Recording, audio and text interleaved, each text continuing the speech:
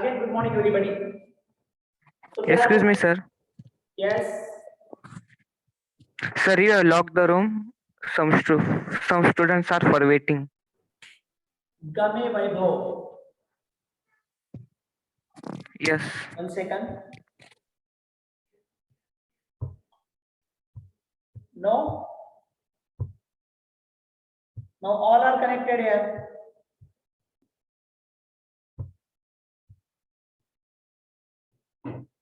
Okay, those are waiting, they can message me. Okay. So they are continuing our physiology. In last lecture, we completed the plant growth and development and transportations. Okay. Transportations. In transportations, we are up to the processes, the physical process or the processes which are useful for the purpose of transportation. Okay. So in that processes, we see that there is an active process and passive process. In passive transport, we given you some processes. In passive transport, there is an transportation without using energy. So without using energy, there is use of some physical processes. अगर यहाँ पर energy use नहीं हो रही तो फिर यहाँ पर क्या होगा, कुछ फिजिकल प्रोसेसेस यूज किए जाएंगे और उन फिजिकल प्रोसेस के थ्रू यहाँ पर ट्रांसपोर्टेशन होगा. तो कौन कौन से फिजिकल प्रोसेसेस यहाँ पर यूज होते हैं, तो उसमें से एक मैंने आपको बताया डिफ्यूजन. ओके. एक है ऑस्मोसिस और एक है इम्बाइबिशन. तो ये तीन फिजिकल प्रोसेसेस मैंने आपको इसके अंदर बताया. ठीक है. अब ये हर फिजिकल प्रोसेस का एक स्पेसिफिक एक्टिविटी होता है और इस एक्टिविटी के थ्रू क्या होता है, यहाँ पर ट्रांसपोर्टेशन किया जाता है. अब क्या है ये transportation? Some students are chatting on Teachment app, but I am not started the Teachment app. Okay, give me 1 minute. So these are 3 processes. Okay, so that processes we have to study here in short, not in depth, because in depth we have to study in the class 11. So diffusion, what is the diffusion? Simple, it is a simple thing. This is a membrane.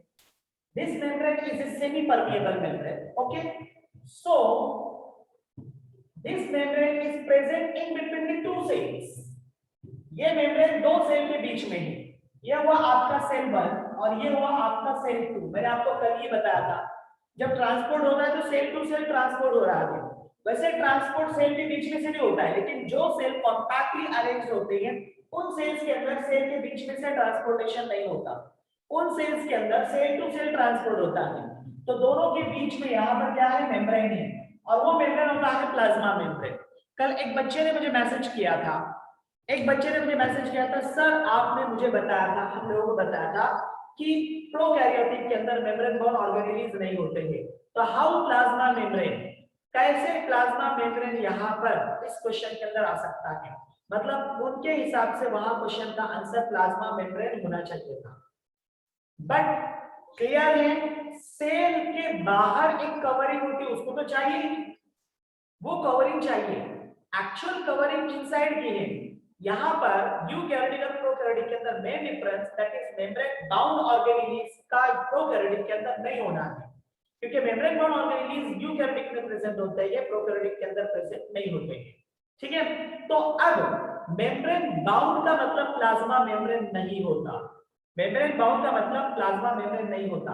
Membrane bound का मतलब क्या है कि यहाँ पर internal membrane bound organelles, तो eukaryotic है तो मेम्ब्रेन बाउंड ऑर्गेनेल्स है, प्रोकैरियोटिक है तो मेम्ब्रेन बाउंड ऑर्गेनेल्स नहीं है. ठीक है. लेकिन प्लाज्मा मेम्ब्रेन कंपलसरी होता है. तो अब यहाँ पर 2 सेल है और ये 2 सेल के बीच में मैंने यहाँ पर मेम्ब्रेन बताया, मैंने सेल वॉल नहीं बताया. आप लोग इस बात को याद रखो, cell wall is a completely permeable membrane, freely permeable membrane, और प्लाज्मा मेम्ब्रेन ये होता है कि ये सिलेक्टिवली परमिएबल मेम्ब्रेन होता है. तो प्लाज्मा मेम्ब्रेन बैरियर है, सेल वॉल बैरियर नहीं होता. ठीक है. अब डिफ्यूजन के अंदर क्या होता है, ये एक सेल ये दूसरा सेल ये सेल से दूसरे सेल के अंदर ट्रांसपोर्ट हो रहा है, तो कैसे होगा? तो डिफिजन के अंदर चाहिए जो भी कंपोनेंट का डिफिजन होना है, जो भी कंपोनेंट ट्रांसफर होना है, तो उस कंपोनेंट का कंसंट्रेशन, उस मैटर का कंसंट्रेशन ये एक सेल में ज्यादा होना चाहिए और दूसरे सेल में कम होना चाहिए। तो ऐसे वक्त में क्या होता है कि ये जो मैटर है, मैटर मतलब क्या होता है, आपने केमिस्ट्री में पढ़ा है, गैस, सॉलिड, लिक्विड, तीनों में से कुछ भी हो सकता है, ठीक है। So any matter, any component which are move from one place to another place across the semi-permeable membrane, at that time its concentration is having major role। उस वक्त में कंसंट्रेशन, उसका कंसंट्रेशन का मेजर रोल होता है। तो जिसका concentration ज्यादा होता है, तो यहाँ पर ये कंपोनेंट का कंसंट्रेशन ज्यादा है, तो ये कंसंट्रेशन का प्रेशर है, और because of this pressure the component will be move or across the membrane, it will be move across the membrane towards the lower concentration molecule। तो सिंपल सी डेफिनेशन होगी, दैट इज मूवमेंट ऑफ, इसकी definition क्या होगी? movement of molecules from its higher concentration to its lower concentration।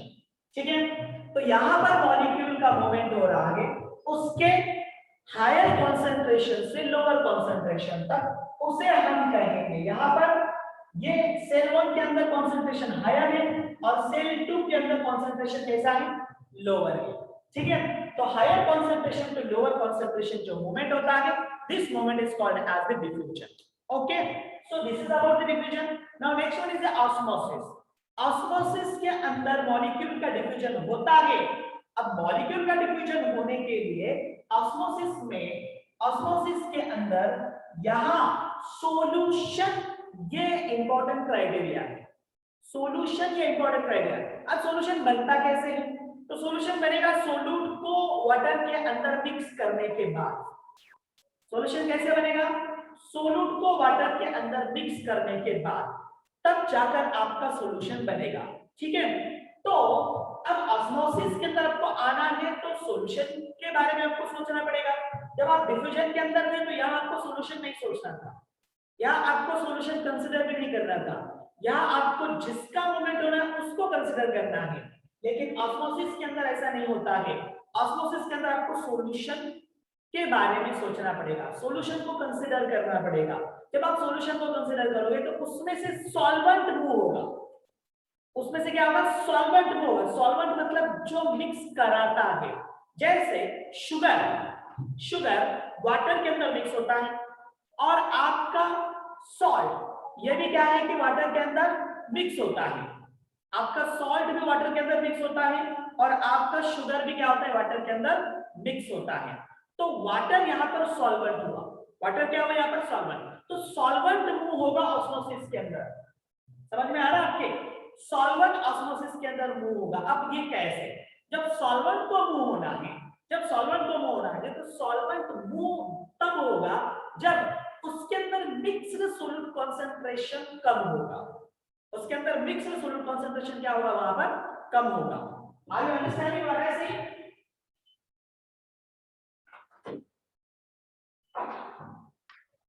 Yes, okay. तो अब next क्या है? अब ये आप समझ लो कि देखो मैं ये ऐसे रखा है, यहाँ पर ऐसे रखा हूं। तो अब देख लो आप यहाँ पर, ये यहाँ सेल 2 के अंदर यहाँ वाटर है जिसमें सोल्यूट कॉन्सेंट्रेशन कितना है? कम है। ठीक है, अब सेल 1 के अंदर यहाँ सोल्यूट कॉन्सेंट्रेशन क्या है? ज्यादा है। इसके अंदर भी वाटर है, इसके अंदर भी वाटर प्रेजेंट है कुछ अमाउंट के अंदर, और इसमें वाटर बहुत ज्यादा है क्योंकि सोल्यूट कॉन्सेंट्रेशन यहाँ पर कम है। ठीक है, तो ये भी सॉल्यूशन हुआ, ये भी सॉल्यूशन हुआ क्योंकि वाटर मिक्स है। लेकिन अब यहाँ देखो, यहाँ सॉल्यूशन हाइपरटोनिक है क्योंकि सोल्यूट कॉन्सेंट्रेशन ज्यादा है, यहाँ सॉल्यूशन हाइपोटोनिक है क्योंकि सोल्यूट कॉन्सेंट्रेशन कम है। अगर ऐसा है तो क्या होगा? यहाँ पर ऑस्मोसिस होगा और ऑस्मोसिस के अंदर सॉल्वेंट मूव होगा, और सॉल्वेंट कैसे मूव होगा, तो यहाँ पर सॉल्वेंट, यहाँ पर आप देखो सोलूट कॉन्सेंट्रेशन यहाँ कम है और यहाँ सोलूट कॉन्सेंट्रेशन ज्यादा है, तो सॉल्वेंट की movement from lower solute concentration to higher solute concentration होगा। समझ में आ रहा? सॉल्वेंट की movement from lower solute concentration to higher solute concentration होगा। तो अब ऑस्मोसिस के लिए मैंने ये जो एरो यहाँ बताया, ये डिफ्यूजन के लिए बताया था। मैंने ये जो एरो यहाँ पर आपको बताया था, ये डिफ्यूजन के लिए बताया था, ठीक है। अब मैं दूसरे एरो बता रहा हूँ यहाँ पर अपोजिट वाले, तो ऐसे एरो बता रहा हूँ, ये है ऑस्मोसिस के लिए। तो यहाँ सॉल्वेंट मूव हुआ from lower solute concentration to higher solute concentration, ठीक है।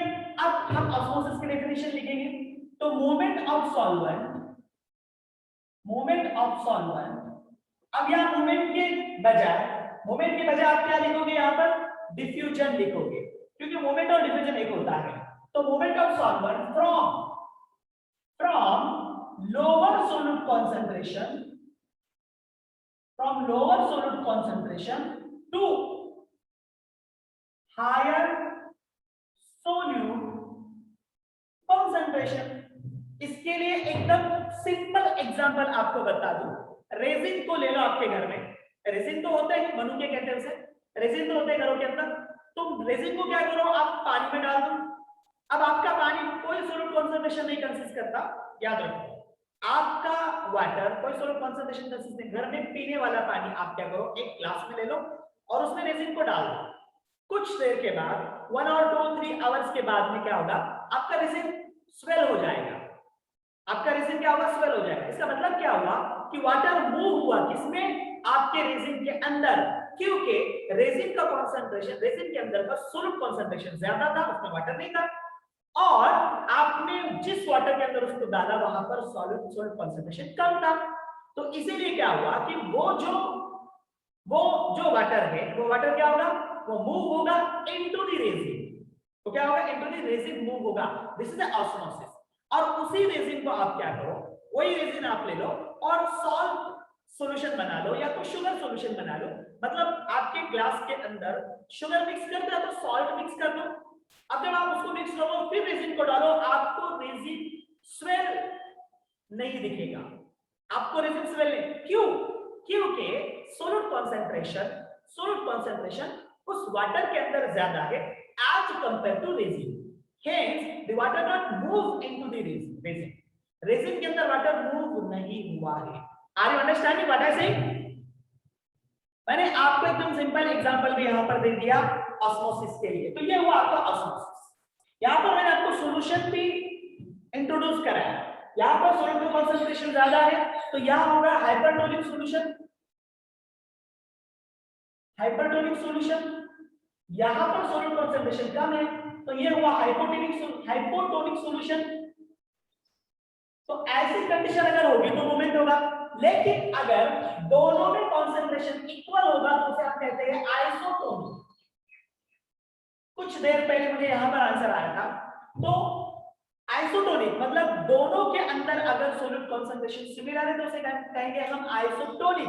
इन that case there is no diffusion, no movement, no osmosis. ऐसी केस के अंदर वहां पर डिफ्यूजन भी नहीं होगा, मूवमेंट भी नहीं होगा और ऑस्मोसिस भी नहीं होगा। ये मूवमेंट कब तक है, जब तक इक्विलिब्रियम मेंटेन नहीं होता, वेदर इट इज डिफ्यूजन और वेदर इट इज ऑस्मोसिस। ये डिफ्यूजन हो या ऑस्मोसिस हो, दोनों भी कंडीशन के अंदर जब तक इक्विलिब्रियम मेंटेन नहीं होता तब तक मूवमेंट है। इक्विलिब्रियम एक बार मेंटेन हो गया तो अब क्या होगा, अब मूवमेंट नहीं होगा। Now the question is what is equilibrium, tell me. Yes, tell me what is equilibrium.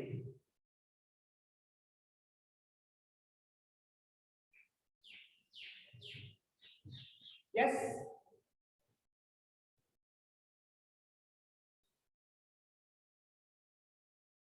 you can give me answer in chat box or you can give me answer on mic.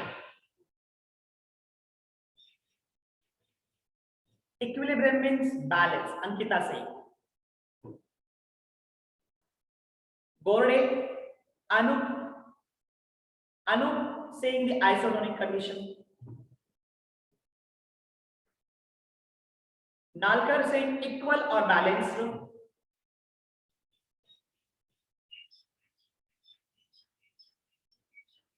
Sai, then Nalkar again. But here the Nalkar, Sujit is there, balanced. Gagre saying the balanced.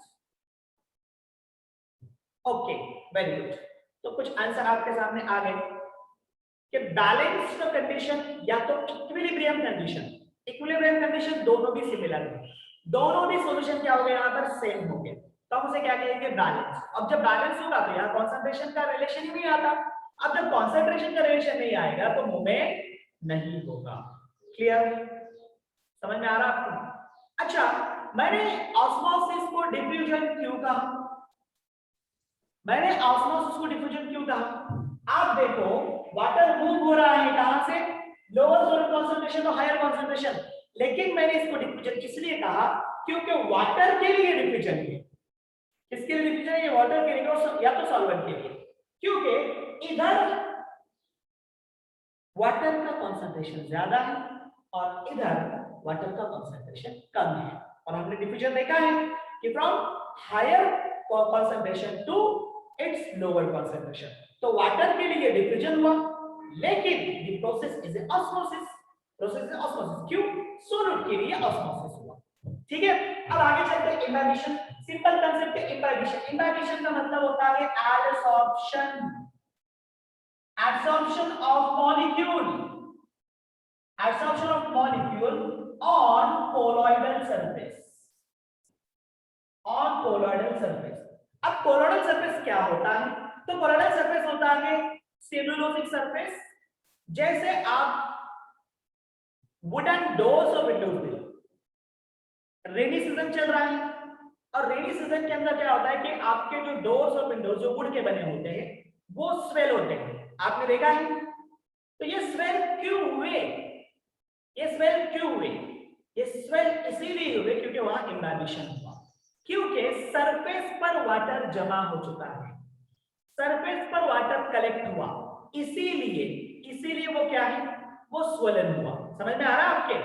अब imbibition कैसे समझना चाहिए, swell होने के बाद में अगर ये परमानेंटली स्वेल है तो इट इज ऑस्मोसिस, ये परमानेंटली स्वेल है तो इट इज ऑस्मोसिस, लेकिन अगर ड्राइड कंडीशन के अंदर ये अगर फिर से उसके अपनी जगह पर आ जाता है, मतलब वो पहले जैसे था वैसे हो जाता है। आप देखो समर के अंदर डोर्स और विंडोज जैसे थे वैसे हो जाते हैं, तो जैसे थे वैसे अगर हो गया तो इसका मतलब है कि ये सिर्फ कहां थे, सरफेस पर, अंदर नहीं गए थे, तो सरफेस पर निकल जाएगा, दिस इज इम्बाइबिशन। इसे हम क्या कहते हैं, इम्बाइबिशन फ्रॉम। अच्छा, वैष्णवी कह रही है आइस, ले सकते हो आप आइस को भी, ठीक है, आप आइस को ले सकते हो, लेकिन आइस, हाँ आइस बना है कुछ वक्त में। अब ये कंडीशन अलग है, केमिस्ट्री के लैंग्वेज के अंदर कंडीशन पूरी तरह से डिफरेंट है, बायोलॉजी के अंदर इसे इम्बाइबिशन नहीं कर सकते।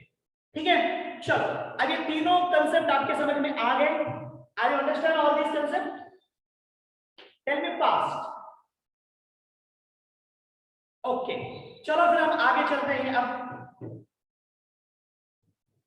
स्क्रीनशॉट हो चुका है इसका, इज इट डन?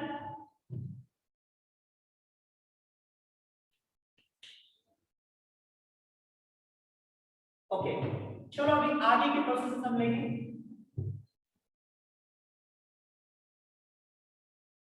रेस्पिरेशन,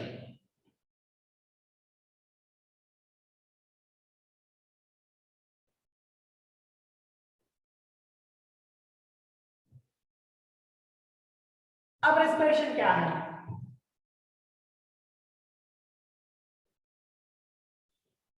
याद रखो, एक रेस्पिरेशन हम करते हैं जिसे हम ब्रीदिंग कहते हैं, श्वासोच्छ्वास हमारे लैंग्वेज के अंदर उसको कहा जाता है। ठीक है, तो ब्रीदिंग करते हैं हम क्या करते हैं, एयर अंदर लेते हैं और एयर बाहर भी छोड़ते हैं। जब हम एयर अंदर लेते हैं उसे हम ब्रीदिंग, ब्रीद इन कहते हैं, और जब हम एयर बाहर छोड़ते हैं उसे ब्रीद आउट कहते हैं। क्लियर, सही है? तो ये ब्रीदिंग प्रोसेस हुआ, it is not a respiration, it is a part of respiration. ये क्या है, a part of respiration. Now what is actually the definition of the respiration? Can you tell me? हाँ, can you tell me the actual definition of the respiration?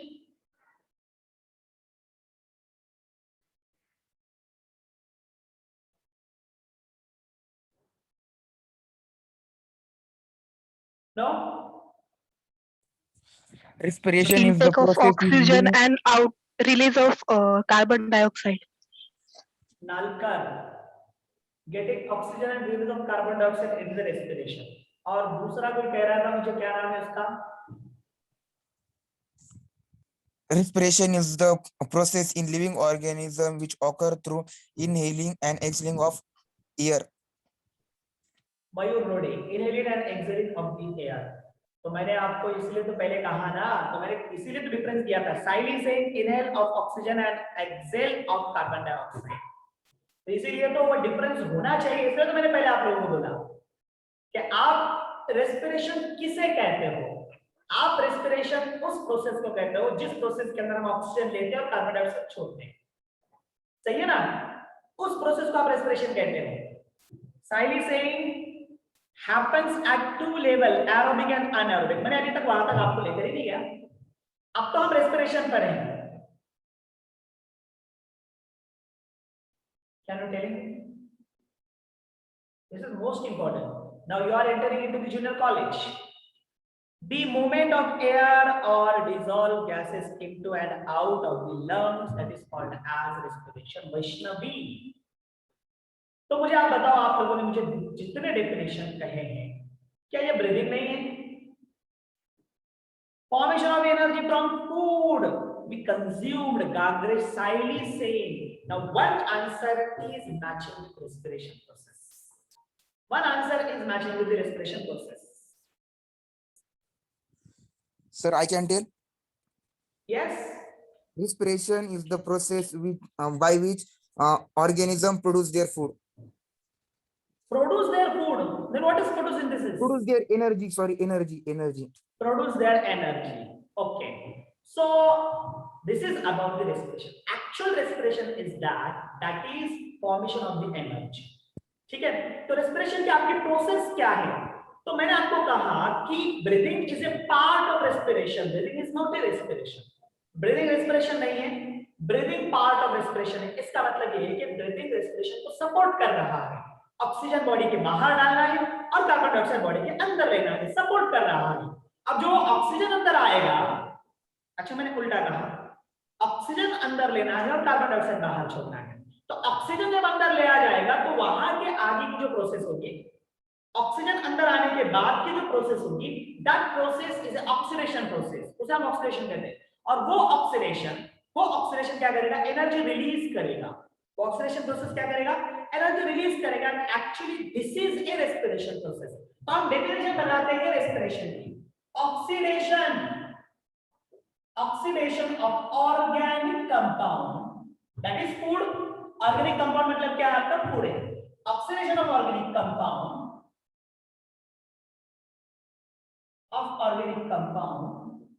to release energy in the form of, चलो किस form में हो गया आप बताओ, definition पूरी हो जाएगी. Tell me. कार्बन किस फॉर्म के डाइऑक्साइड. अंदर? अच्छा कार्बन डाइऑक्साइड के फॉर्म में. Nalkar In the form of ATP. In the form of ATP. Very good.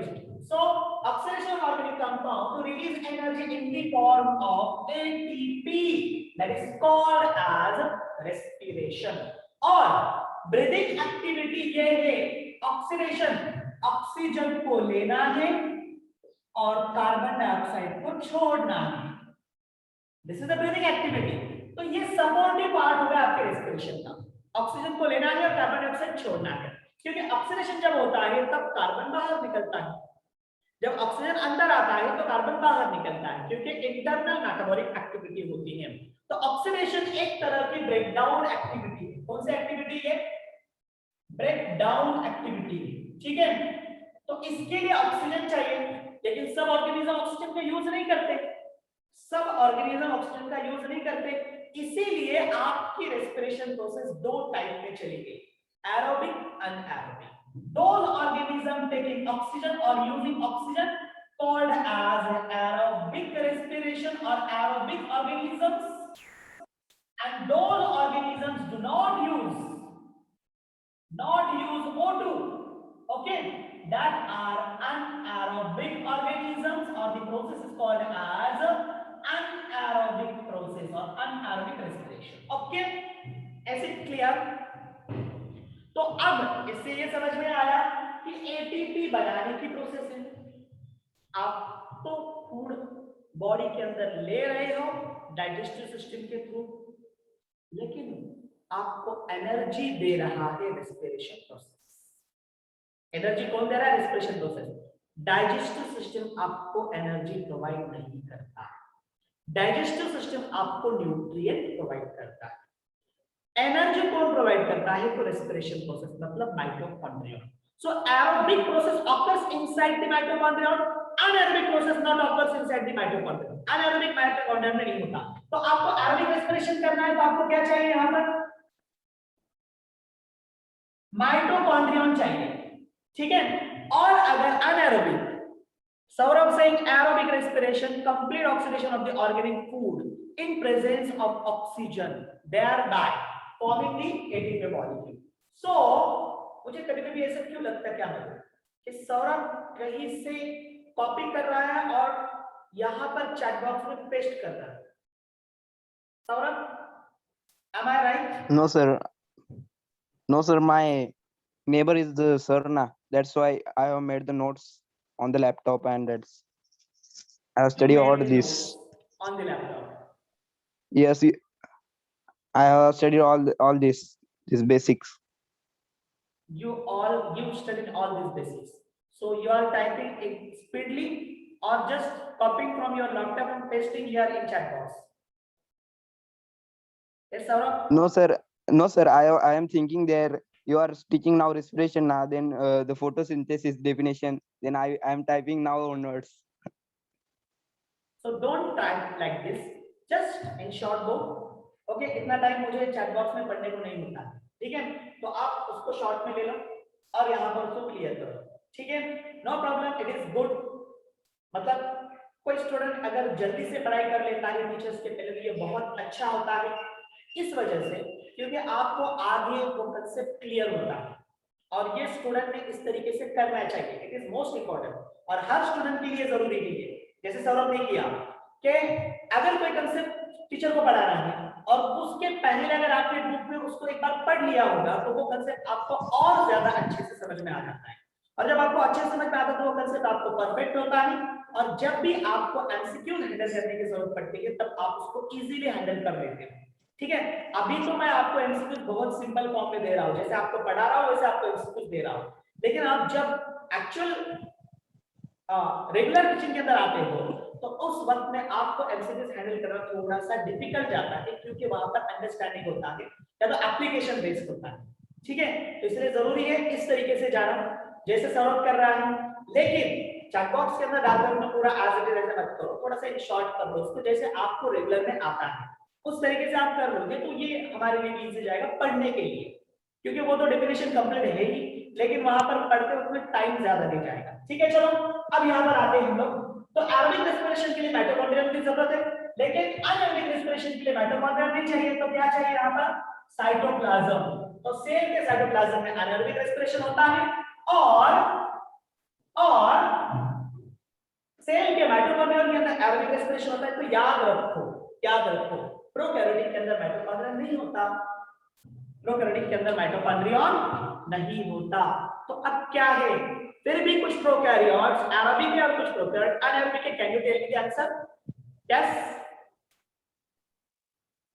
आपको ये मालूम है कि प्रोकैरियोट के अंदर मेम्ब्रेन बाउंड ऑर्गेनेल नहीं है, mitochondria is a membrane bound organelle, so prokaryotic के अंदर नहीं है वो। अब वो अगर प्रोकैरियोटिक के अंदर नहीं है तो इसका मतलब ये हुआ कि प्रोकैरियोटिक तो अनएरोबिक होना चाहिए ना सारे प्रोकैरियोट्स, लेकिन फिर भी कुछ प्रोकैरियोट एरोबिक है और कुछ प्रोकैरियोटिक अनएरोबिक है। Why this type of condition is there? तो एरोबिक प्रोसेस कहाँ होती उस प्रोकैरियोटिक के अंदर, टेल मी। और मैंने ये कंसेप्ट इन शॉर्ट आपको बताया था जब मैं आपको साइटोलॉजी पढ़ा रहा था। Nagar is saying with the help of mesosomes. Is it correct, other students? After saying with the help of mesosomes, occurs in cytoplasm. Pronounce it. Yes.